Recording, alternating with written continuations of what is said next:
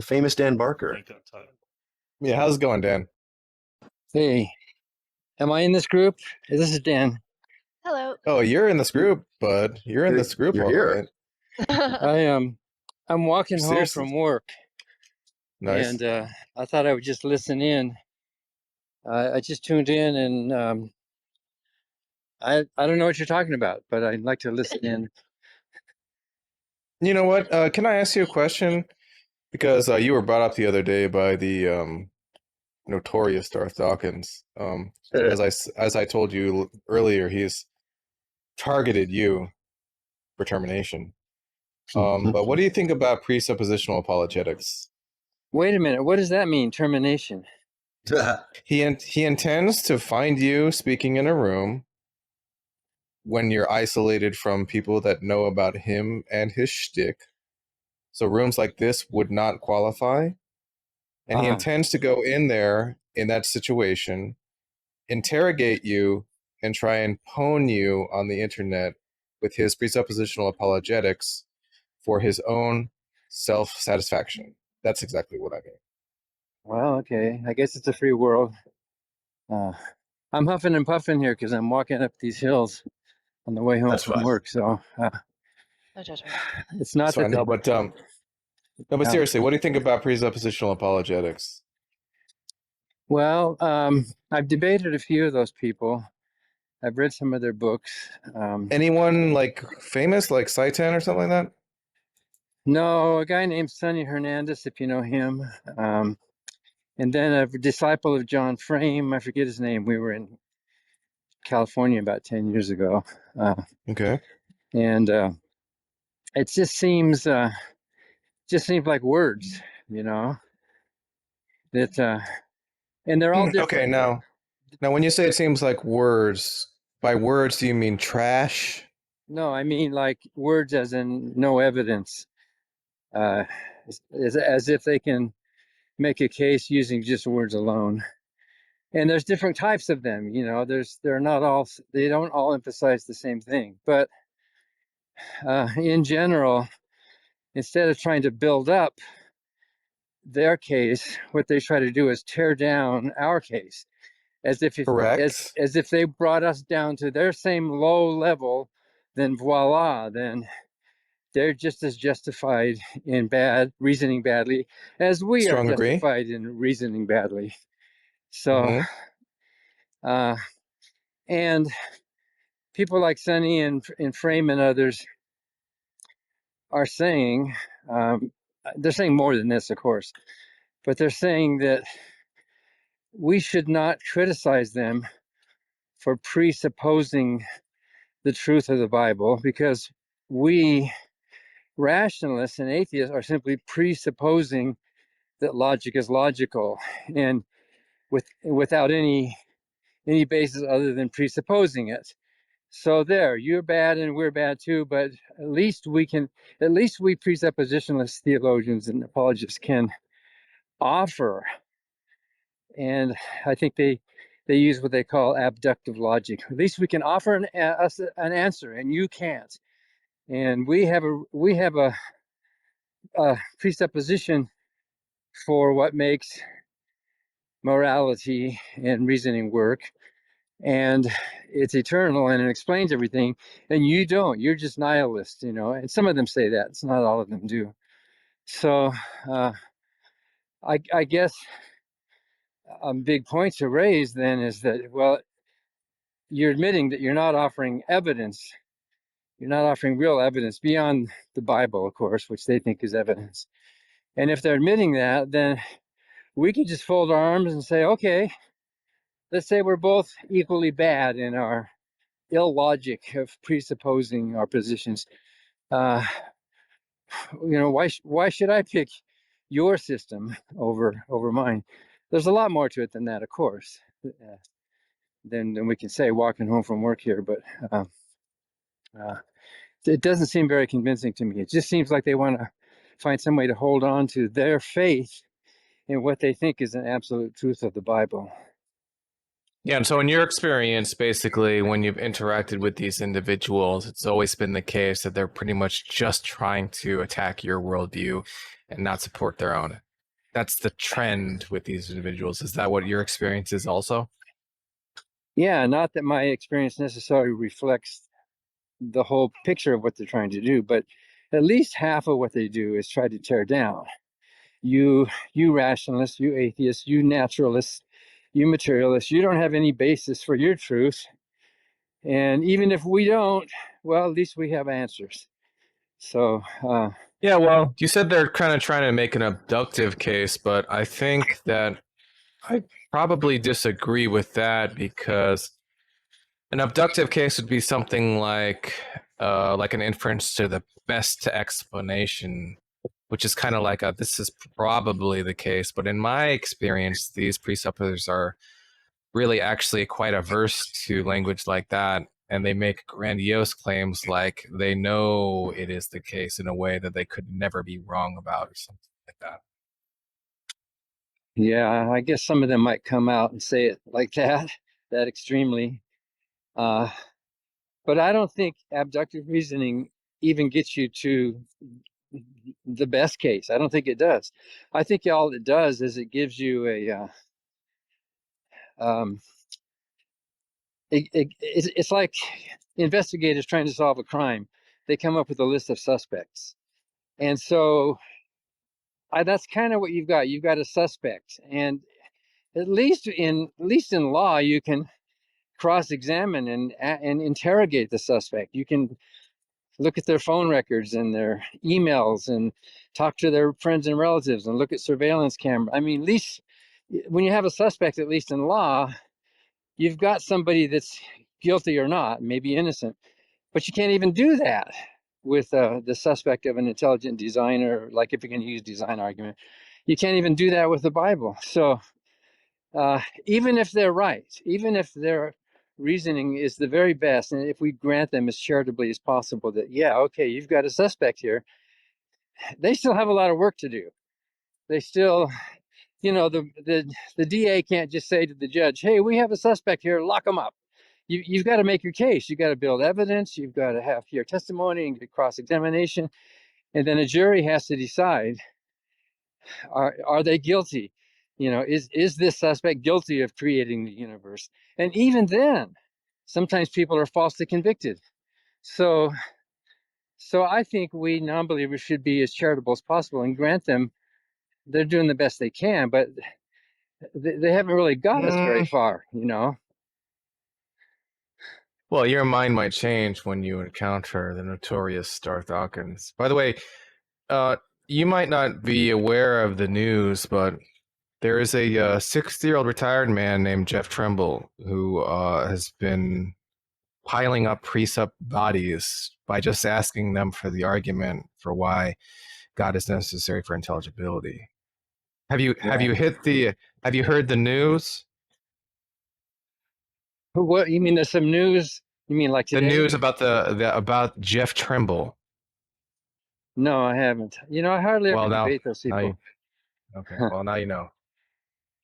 It's Well, going to okay. become a household name soon, I think. Jeff Trimble. Remember it. Makes me tremble. Yeah. Oh. Well, and you probably know that I don't ever challenge anyone. So far, all I've done is accept invitations. So it's not like I or other atheists are, anxious and out there trying to change everybody's minds. There's a few who do, and that's fine. But I've done 138 public debates now, formal, timed, moderated debates in front of an audience, and every one of those was by invitation. It's not like we're barging into churches or trying to, interfere with their freedom to believe. But a lot of these people, like Dinesh D'Souza, who's not a presuppositionalist,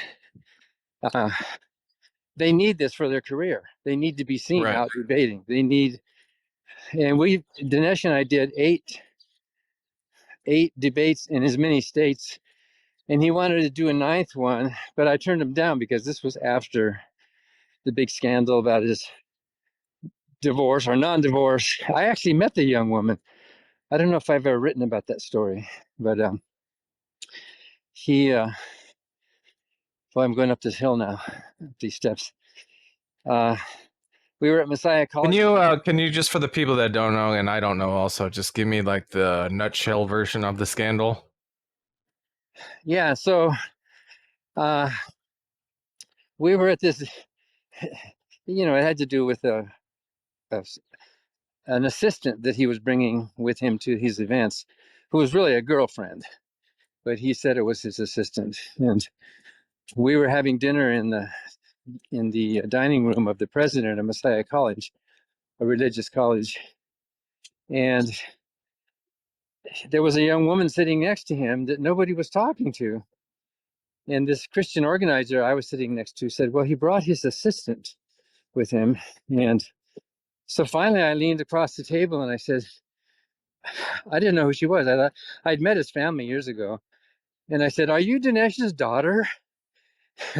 And because she was really young. And Dinesh leaned forward and said, she's my fiance. And everybody kind of gasped. And he was married still, and he had not even announced that he was separated or divorced. And here he is traveling with this young woman to all these events. And yeah, this is a steep hill here. So, I'm not moralistic about it. Marriages fall apart, and who knows? So I actually went up and congratulated them for the engagement. And well, the story came out, and he was fired from King's College. He was the president of the King's College in Manhattan. And his wife didn't even know that he was engaged to someone else. It was a big scandal. And and my criticism of all that is just the hypocrisy. It's not that people can't fall in love and get remarried to somebody. I mean, that's their private lives. But Dinesh was quoted in the paper the next day saying, I didn't think there was some Christian rule that you can't be engaged if you're still married to someone else when that marriage is over. So anyway, after that, he wanted to do a debate in Texas with Pastor Hagee was his name, the big, Zionist Christian guy. He's dead now. And I said, no, Dinesh, I don't think so. Besides, Dinesh was coming out with all these, anti-Hillary political things during the election. And I said, I don't think it's going to help me much to be seen with you. And he got all upset. And then he sent me a Really? picture. He sent me a picture of the huge crowd at Liberty University who came to see him the week before, as if, wow, see, I'm still popular. People still like me. And I said, Dinesh, those were students that had to be there. They had to come to that event. And so it wasn't like, that proves he's great or something. Anyway, I'm kind of rambling here. I'm dodging these cars. But anyway, he does try to bring evidence. Near-death experiences, we debated that in Oregon, and the resurrection of Jesus, and of course the historical beauty and value of Christianity. So anyway, he's just, I don't know. Yeah. In your 100 or so debates, what's the best argument relative to the other ones you've heard for the existence of God? So I agree with Christopher Hitchens and with others that although there are no really good arguments, the best argument is fine tuning, because and Hitchens even said, it doesn't really prove anything, but you have to think about it. You have to wrestle with it. You have to deal with this argument. Whereas others, you don't really have to, unless you're in a debate where you're forced to make points. The appearance of fine tuning is one that resonates with an audience. It's just a version of the design argument. And after that, morality, which is totally empty, but Morality, interesting. in a debate, there can be no moral laws without a moral lawgiver, that kind of stuff. And if you don't have an absolute basis for what they call objective moral values, then none of us can say we have any reason to be moral or know how to be moral. And that's a bad argument. And there's many ways to answer it, but it works well in an audience. You know what I mean? It works well to a general Right. audience. So there are arguments that, you know, ontological arguments don't seem to work that well before a general audience as far as resonating if you're trying to convince people. And what's your rebuttal to your standard rebuttal to the what is it, the fine tuning argument? Well, in fact, I'm writing one right now, and it might become a small book. That they've got it backwards. That it's like the guy who's really impressed with how did they make all those Like rivers the puddle flow? Yeah, the puddle puddle's analogy one. type? Okay, But gotcha. the analogy that I like to use is, how did they make all those rivers flow right along the state borders? How did they do that? Must have been a Right. huge engineering or look at the human nose. It appears to be exquisitely fine-tuned to hold up a pair of eyeglasses. So we all know that's stupid. It's backwards because the rivers came first and the nose came first. So Vic Stenger, in his book, The Fallacy of Fine-Tuning, concludes the universe was not fine-tuned for us. We were fine-tuned for the universe. So if you flip it around backwards like that, you can use the anthropic principle, which doesn't work well before an audience, but you can use it in written debates. If you flip it around, it stops being a cosmic question, like how did all the parameters and the ratios and the constants get to be the exact values they are on this knife edge. And it's true, it is a knife edge, but it's only a knife edge if you're looking at it after the fact. So, and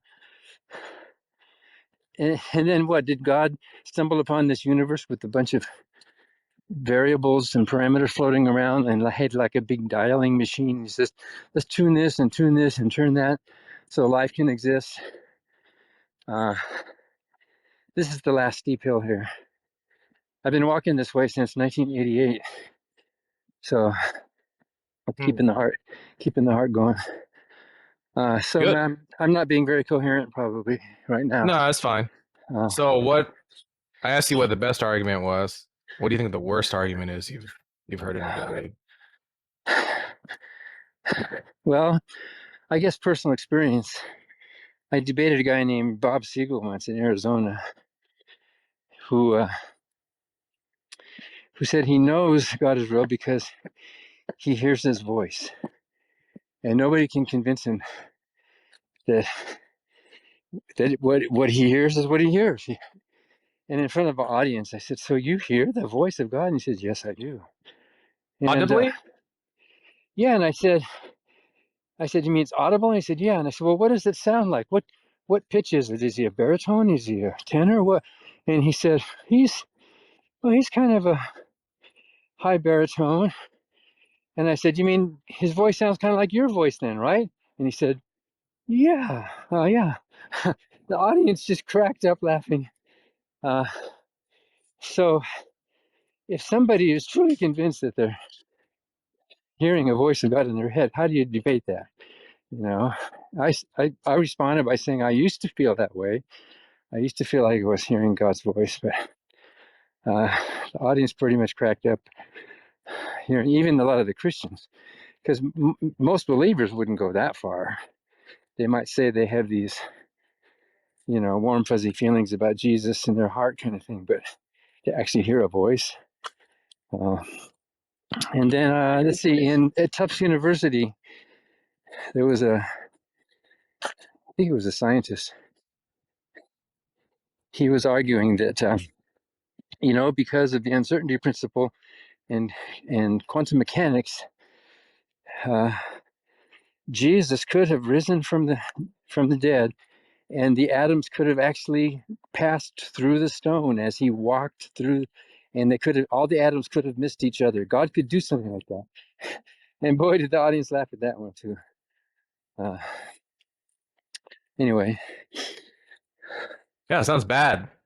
Sounds bad. Well, you know, there's bad ones and there's good ones.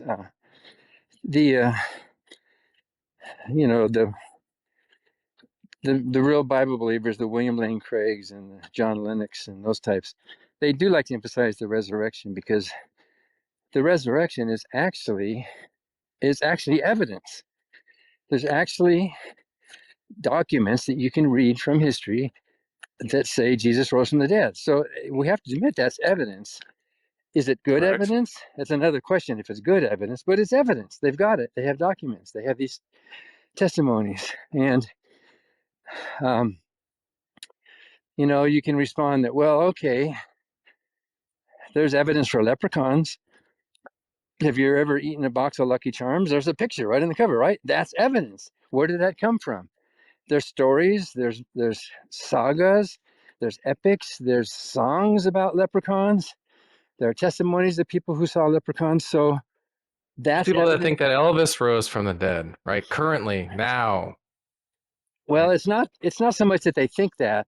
The evidence would be that somebody writes down a testimony or makes a testimony that they actually saw Elvis. Then, Right. Well, they've done that. They've done well, that. okay, so that would be evidence. It wouldn't be good evidence, but it would be evidence because it wouldn't necessarily be evidence for Elvis. It could be evidence for an Elvis lookalike or whatever. So Or a Jesus lookalike. yeah, yeah, and as long as there are plausible naturalistic explanations for what happened with like the resurrection, even though they might seem highly improbable, as long as those exist and have not been ruled out, then it is irresponsible to jump to a supernatural conclusion. You would only do that when all other even really unlikely explanations, because unlikely things happen all the time.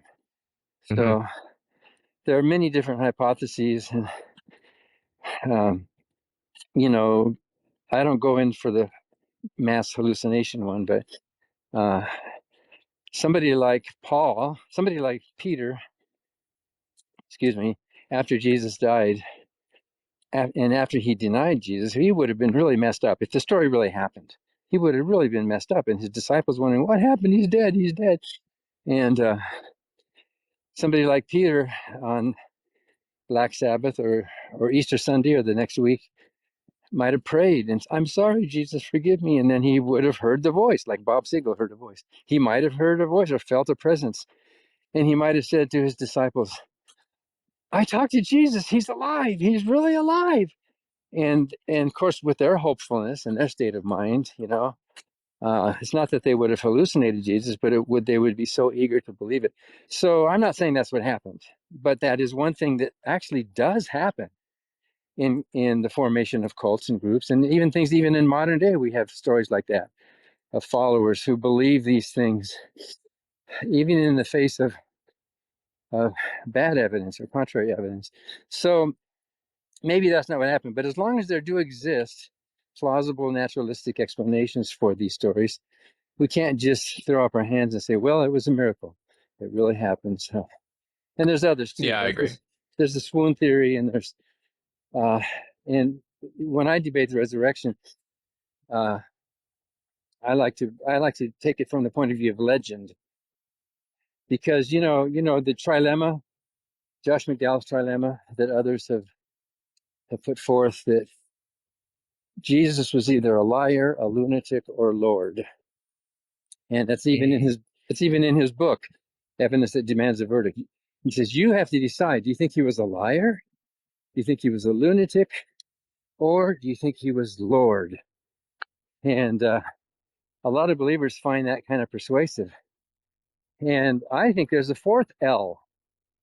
It's not liar, lunatic, or Lord, but it's legend. It's not even, it doesn't even have to be a myth. There are some Jesus mythicists, and they make some compelling arguments, I think. But you don't need myth. There could have been a real Jesus, just like there could have been a real Paul Bunyan. We don't know, but we do know that those stories about Paul Bunyan, those cartoon stories that came, it was decades later, just like with Jesus. The Paul Bunyan story happened 40, 50 years after this supposed event. there might have been a guy named Paul Bunyan, and then the legend was patterned after this. You know, he might have been a strong North woodsman fighting with the fighting with the French against the British, you know, that kind of thing. And then later these stories exaggerated, and you can see that in the New Testament.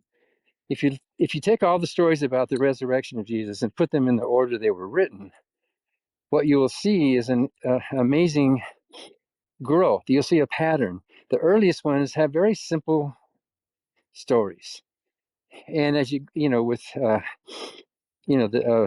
Paul's writings, and then Mark is simple, a little more. He's got this man dressed in white at the tomb.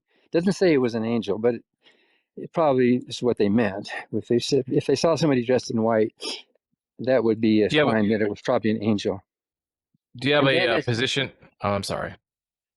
Well, I'll just finish this. Can I say something about that? Yeah, just let him finish real quick.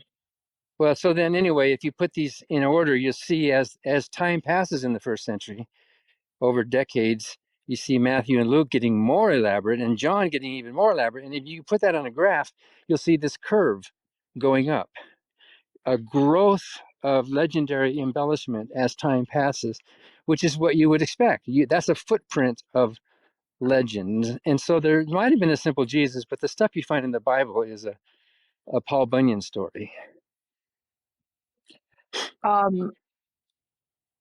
So it's really very few historians question the historicity of Jesus. It's really agreed upon with Christian and non-Christian historians. And Bart Ehrman, who's an atheist historian, says it's an embarrassment to the atheist community when atheists deny the historicity of Jesus because it's just such a ridiculous thing to deny.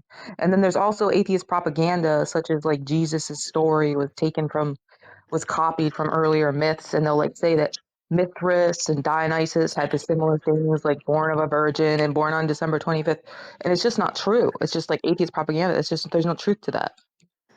There is truth to that, but it doesn't mean it's a knockdown argument. There is truth. There are many parallels. In fact, there are parallels between the book of Mark and the writings of Homer. Amazing parallels.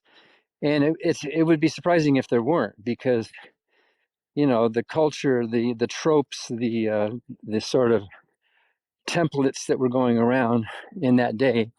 There were people who preceded Jesus who lived and said many of those things, but the people who wrote, they said. But I kind of agree that 100% myth is going too far, and that we don't need it. We can admit that Jesus existed, just like we can admit there were other self-proclaimed messiahs during that time in the first century BC and AD. There were, and we know them. Josephus even mentioned them. So there could have been not Jesus, but a Yeshua the Christ, you know, a Yeshua the Messiah. And that doesn't mean that the stories about this character that were written much later are 100% true. And Bart Ehrman, he and I have talked about this. Bart Ehrman would even say that there is a probability that the whole thing is a myth, although he thinks the probability that it's a myth is low, because all historical claims are matters of probability. So, you know, Richard Carrier thinks it's around 20% that Jesus existed.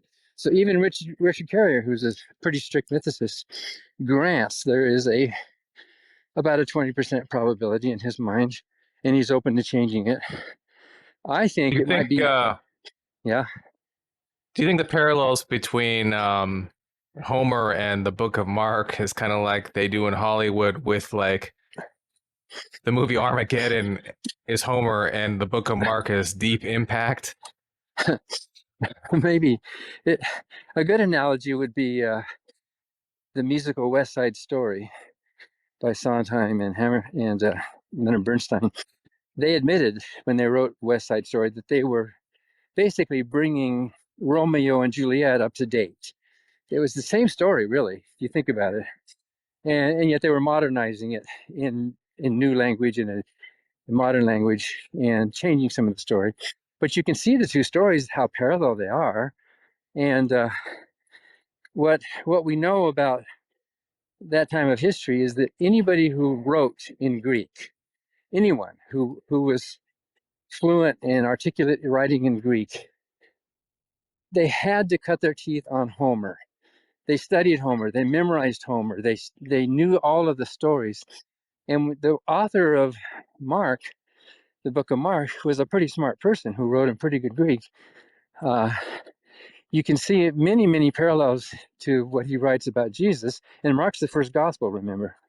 You can see many parallels to the stories that happened in the Odyssey, for example. So was he copying and pasting? I don't think so. But I think it was more like, in those days, that was kind of the template way you wrote stories. And and that's not a knockdown argument.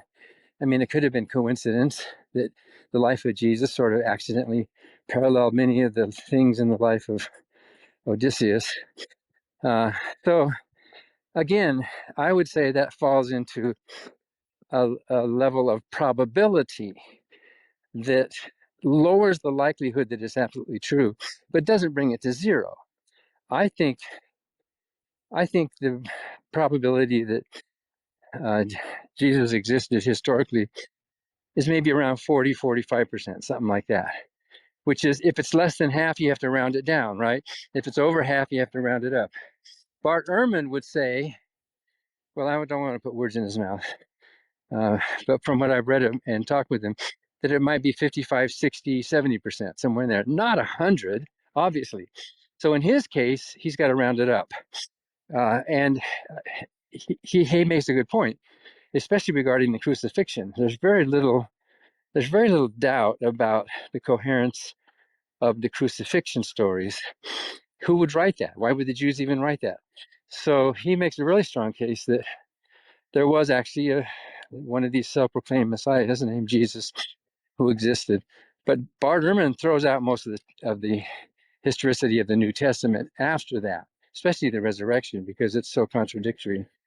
So when I was a fundamentalist, my brain was in a kind of absolutistic binary brain mode that everything had to be hot or cold, like Jesus said, or I'll spit you out of my mouth. That it had to be true or false. That the claims had to be absolutely 100 or absolutely zero. And since then, of course, I realized that most historians think in gray areas. They think in probabilities. So, and it's a good debate. And the mythicists do make some good points, and we shouldn't just dismiss them. They're good arguments. Bob Price and, of course, Richard Carrier. I don't know if any of us would get up on the soapbox and say Jesus was a myth. I don't think anyone would responsibly say that, although maybe there's a few atheists who think that way. Aaron Rodgers. I'm almost, yeah. Well, and you know what? Even, like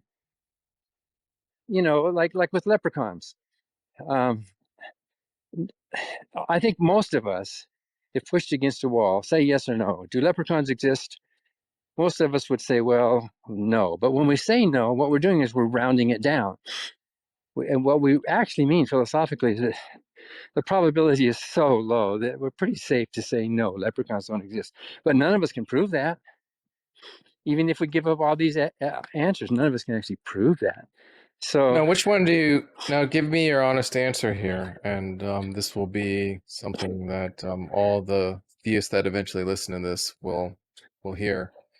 Which do you think is more likely, has a higher probability? Leprechauns or Jesus Christ, the God? Jesus has more probability than leprechauns, I think. Is it at least close? Is it close at all? No, I don't think so. I think leprechauns are way down at 1% or lower. And I think Jesus is 20, 30, 40. I don't know. Wait. But I'm not, just to be clear, I'm not saying Jesus like the person. I'm not like the figure. I'm saying Jesus Christ, God incarnate. The risen God. Yeah. Yes. Oh, that you mean the New Testament Jesus? You Yeah. don't mean the Jesus, because there's a difference between the Jesus of history and the Jesus of the New Testament. I'm not talking about the Jesus of history.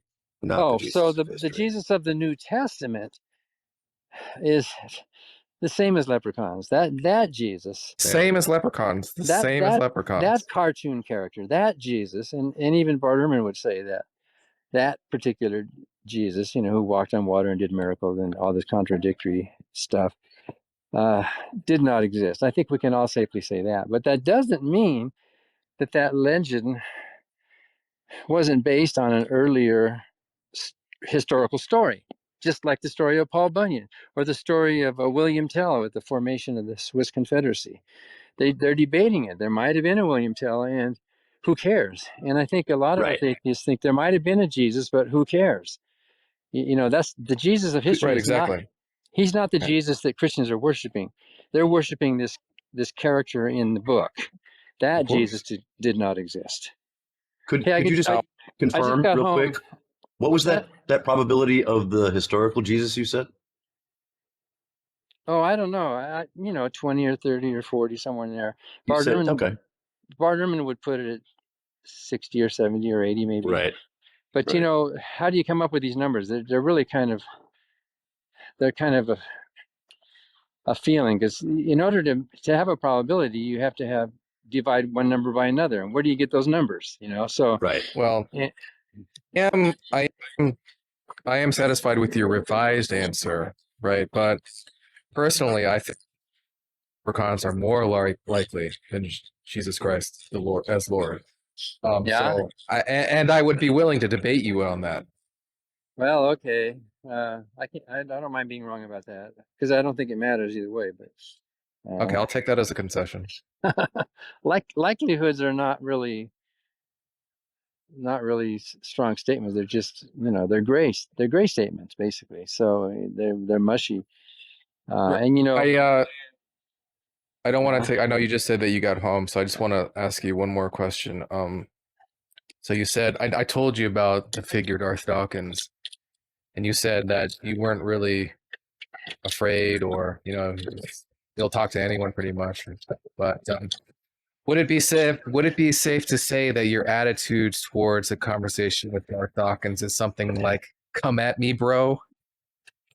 No, I'm not that kind of person. I mean, I don't even know him or who he is, and would it be more like whatevs? I guess, if someone set up a debate and we showed up and we were cordial and we talked about it, then that's great. I mean, this happens all the time. Check. Everything but the cordial part probably can happen. Maybe. Well, then if it's not cordial, then that's not fun. That's yeah, that's true. All right. Well, I'll let you go. Okay. I got to start getting dinner ready here. So. All right. Well, thanks for stopping by, Mr. Barker. Bye-bye. Bye. Come back anytime.